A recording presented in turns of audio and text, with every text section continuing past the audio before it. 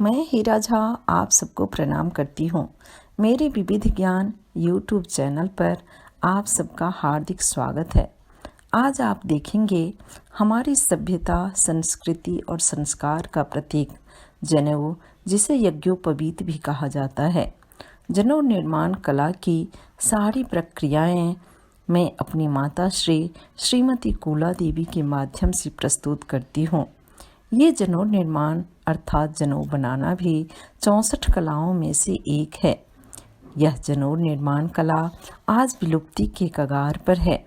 मैंने अपने दादी, नानी, सासू माँ और अपनी माँ को जनेऊ बनाते देखा और जनेऊ बनाने में सहयोग किया है, परंतु जनेऊ निर्माण कला से हमारी पीढ़ी पूर्णतः अनभिज्ञ है। आज से 50-60 साल पूर्व जनेऊ निर्माण कला से पारंगत महिलाओं में प्रतिस्पर्धा होती थी, जिसकी सबसे महीन धागे की बनी हुई जनेऊ होती थी, वो मान सम्मान के पात्र होते थे। आज से 50 साल पहले मेरी माँ की सहेली, जिसने अपनी जनेऊ को इतनी महीन काटी थी, जिसे एक जोड़ी जनेऊ को एक बड़ी इलायची के खोल में रखकर प्रदर्शनी में प्रस्तुत किया था, जिसके लिए उन्हें राष्ट्रपति के हाथों अवार्ड अर्थात पुरस्कार मिला था। जनेऊ सनातन हिंदू धर्म में एक ऐसा विशिष्ट एवं पवित्र धागा है, जिसे पहनने से आत्मबल, नैतिकता, सत्य आचरण, न्याय और नियम के अनुसार चलते हुए साफ सफाई और पवित्रता का पालन करने की अंतर्निहित शक्ति जागृत होती है। जनेऊ निर्माण के लिए अनेक प्रक्रियाओं से गुजरना पड़ता है। सूत कातना, बांटना, तानना, माजना, खेहना और अंत में एक साथ एक जोड़ी जनेऊ को अपने उंगली में लपेटकर उसे उठाना। जनेऊ निर्माण की सभी प्रक्रियाएं मेरी माता श्री दिखा रही हैं। इसे देखने से पहले यदि आपने अभी तक सब्सक्राइब नहीं किया है तो प्लीज़ सब्सक्राइब कीजिए, ताकि आप मेरी सभी वीडियो और ऑडियो देखकर अपना ज्ञान बढ़ा सकते हैं। इसे लाइक और कमेंट ज़रूर कीजिए। देखिए मिथिला का सुप्रसिद्ध जनेऊ निर्माण कला का पहला स्टेप। ये पहला स्टेप है जनेऊ तानना। मेरी माता श्री जनेऊ बनाने के लिए धागे को पहले तान रही हैं। जैसा कि आप देख रहे हैं, जनेऊ के सूत तानने के लिए पहले 3 खूंटी जो लकड़ी का बना है, उसे जमीन में गाड़ दिया गया है। इस खूंटियों की दूरी 5 बीत लंबाई में और 1 बीत चौड़ाई में रखकर गाड़ दिया गया है, जिससे कि जनेऊ की लंबाई 96 अंगुली हो जाए। आप देख रहे हैं मेरी माता जी के हाथ में धागों से भरा टोकरी है, जो कि माँ ने स्वयं चरखे से काट कर सूत बनाया था। पहले धागे को एक खूंटी में बांध दिए हैं, फिर लंबाई में धागे को दूसरी खूंटी में लपेटते हुए 2 बार घुमाते हैं। तीसरी बार दोनों लंबाई में आगे लपेटते हुए तीसरी खूंटी में धागा 1 बार लपेटा गया है। इसी तरह धागे को लंबाई में गड़े खूंटी में 5 धागे हो जाते हैं और चौड़ाई में गाड़े हुए खूंटी में 1 धागा होता है। इसी प्रकार हम धागे को लपेटते हुए 9 धागे बन जाते हैं। देखिए मेरी माता जी इसे गिन रही हैं और उसे याद रखने के लिए बीच में एक लकड़ी की काठी डाल दी जाती है, जिससे कि वो याद रहे। जो 5 धागे हो गए हैं तो तीसरे वाले में 1 धागा डालना है। इसी प्रकार उधर जो 9 धागे हो जाते हैं तो फिर उसमें लकड़ी डाल दी जाती है। जो 9 धागे हो गए अर्थात एक तानी जनेऊ बन गया। अब दूसरी फिर तानी जनेऊ के लिए बनाई जाती है। तो ऐसे ही ये क्रम चलता है। एक जनेऊ 9 धागे से बनता है, जिसे कि खूंटी में तान कर एक 9 धागे का एक तानी बना लिया गया है। इसी तरह अनेक तानी बना लिए जाते हैं और इसी तरह जनेऊ तैयार किया जाता है। जनेऊ का तानी लंबाई में माप कर बनाया जाता है। जनेऊ की एक तानी 9 धागे से बनता है। जनेऊ के 9 धागे हमारे शरीर के 9 द्वार के द्योतक हैं। हमारे शरीर के 9 द्वार हैं, 2 आँख, 2 नासिका छिद्र, मुंह, 2 कान और 2 मल मूत्र के द्वार। जनेऊ के ये 9 धागे जिस प्रकार एक हो जाते हैं, उसी प्रकार शरीर के ये 9 द्वार एक होकर काम करता है, तभी हम स्वस्थ जीवन जी पाते हैं। अतः ये जनेऊ हमें मानसिक एवं शारीरिक एकता एवं बल का द्योतक है। ये देखिए माता जी ने खूंटी में तान कर 9 धागे की तानी सब बना ली है। 4-5 तानी जनेऊ के बन गए हैं, अर्थात 4-5 जनेऊ बन गए हैं। एक जोड़ी जनेऊ को ग्रंथित करके पहना जाता है। अब देखिए माँ जी अभी जनेऊ के एक तानी को अपनी 5 अंगुलियों में लपेट रही हैं। इसी तरह सभी 9 धागे की तानी को लपेट कर बांध कर रख ले रही हैं।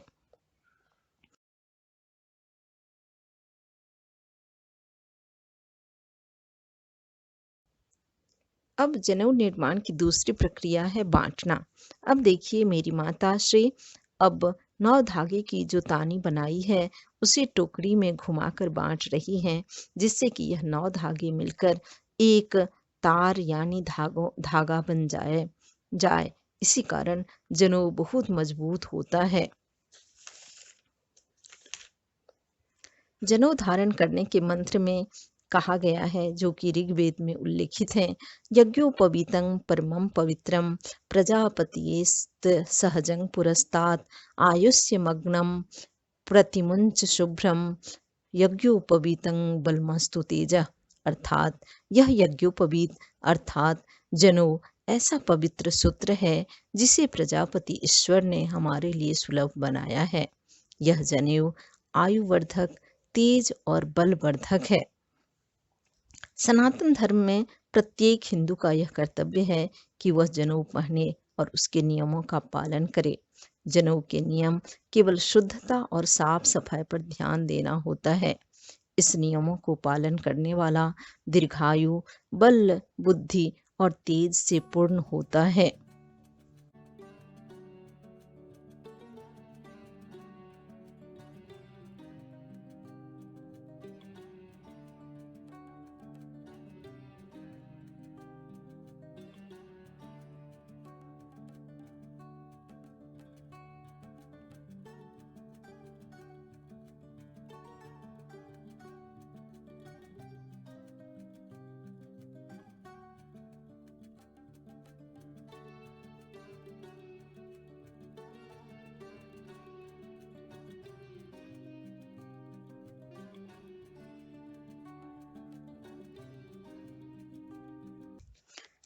तो ये देखिए अभी जनेऊ बांटना हो गया। अब वो जो बटे हुए जनेऊ के तार को वो अपने हाथ और पैरों में लगा करके उसे फिर से मोड़ ले रही हैं और फिर उसे फंदा में डाल करके बांध करके अलग अलग जनेऊ करके वहाँ गांठ बांध रही हैं अभी। और देखिए ऐसे और फिर ऐसे बांध रही हैं। अब इसे छोटा कर लेती हैं, जिससे कि इसे अब अगला स्टेप जो होगा जनेऊ को मांजना होगा, तो ऐसे करके ये मांजेंगी। अब एक जनेऊ की तानी का एक हो गया है।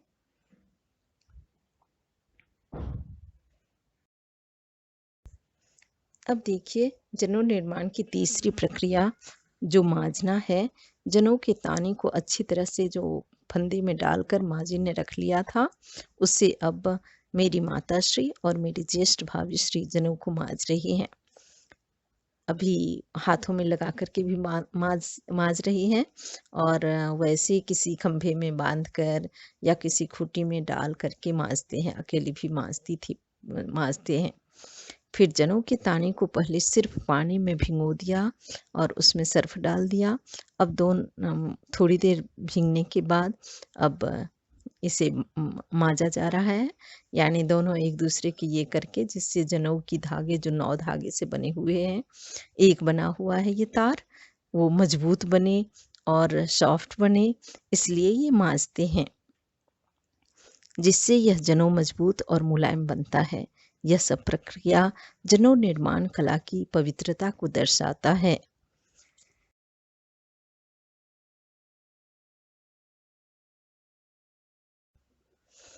अब जनेऊ निर्माण कला की ये चौथी प्रक्रिया है जनेऊ खेहना। इसके लिए जो जनेऊ की जो तानी बनाया गया है वह पहले सफ़ेद था, अब उसे पीले या लाल रंग में रंग दिए हैं और अभी माँ जी ने पीले रंग में डाला पीले रंग में रंगी है। और जनेऊ में कड़कपन लाने के लिए उसमें मखान डाल दिए हैं या चूड़ा डाल दिए जाते हैं। 5-10 मिनट जनेऊ को वो मखाने के साथ फुलाने के बाद अभी माँ जी जनेऊ को खोल रही हैं। जो फंदा बना करके उन्होंने मांजा था, अभी ये जनेऊ उस फंदे को देखिए कैसे खोल रही हैं। पहले तो एक साथ मांजे थे, अभी जनेऊ के पूरे तार को अभी मांजेंगी। ये देखिए माँ जी जो जनेऊ के तानी को फंदा में डाल करके रखी थी उसे मांजी हैं। अब चौथी प्रक्रिया जो खेहना है उसके लिए ये जनेऊ को खोल रही हैं और पूरे जनेऊ के तार को अब ये पहले फिर से मांजेंगी। ये धान के सीस से लेकर पहले मांजा जाता है, तो अभी ये खोल रही हैं और फिर इससे मांज रही हैं। तो देखिए उससे मांजना हो गया। फिर ये साफ कपड़े से इसे पूरी चला करके इसको पूरा बांधने के बाद उसमें सपोर्ट के लिए अभी हमने कुर्सी में लगा दिए हैं। पहले ज़माने में सभी जनेऊ तैयार करने के लिए सभी अलग अलग खुटियाँ होती थी, पर अभी धीरे धीरे यह जो जनेऊ निर्माण कला है वो धीरे धीरे सब छोड़ते जा रहे हैं। तो ये सभी सुविधाएं उतनी उपलब्ध न होने के कारण ये जनेऊ को जो है हमने कुर्सी में लगा दिया है और लोटे सब में लगा दिए हैं।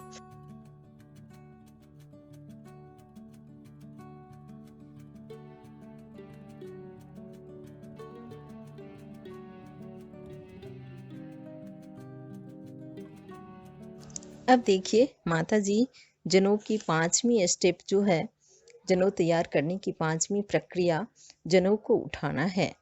आधा 1 घंटे के बाद जनेऊ पूर्ण रूप से सूख जाता है और उसके जनेऊ सूखने के बाद अब माँ जी उंगली पर लपेट कर ठीक ढंग से उसे उठा रही हैं और फिर देखिए कैसे वो गोल गोल लपेट ली हैं और फिर उसमें कोई गांठ न पड़े इसके कारण उसे फिर से बांध रही हैं। एक जोड़ी जनेऊ लोग पहनते हैं, इसलिए एक जोड़ी जनेऊ वो एक साथ ही अपने उंगली में लपेट करके उसे अच्छे से बांध रही हैं।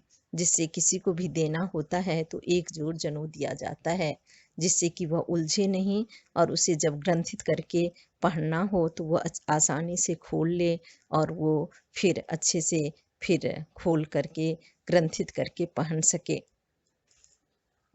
अब देखिए ये जनेऊ तैयार हो गया है माँ जी के हाथों में। ये माँ जी ने अभी इतनी सारी प्रक्रियाओं से गुजरने के बाद ये पवित्र, शक्तिवर्धक, आयुवर्धक और तेज बलवर्धक जनेऊ तैयार है।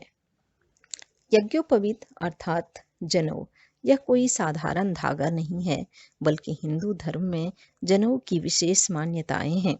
पौराणिक ग्रंथों में उल्लेख मिलता है कि तपस्वियों, सप्तऋषियों और देवगणों ने कहा है कि जनेऊ ब्राह्मण की शक्ति, ब्राह्मण की यह आभूषण स्वर्ण, हीरे, मोतियों से बना नहीं है, परंतु साधारण धागे से बना यह जनेऊ के माध्यम से देवता, ऋषि, पितृ का ऋण आदि चुकाया जाता है। हिंदू धर्म में विभिन्न संस्कारों में जनेऊ संस्कार अर्थात यज्ञोपवीत संस्कार होता है। यज्ञोपवीत संस्कार कार्यक्रम बेहद बृहद स्तर पर आयोजित किया जाता है। जनेऊ के परम श्रेष्ठ 3 लक्ष्य हैं: सत्य व्यवहार की आकांक्षा, अग्नि समान तेजस्विता और दिव्य गुणों की पवित्रता। इसके द्वारा प्राप्त की जा सकती है।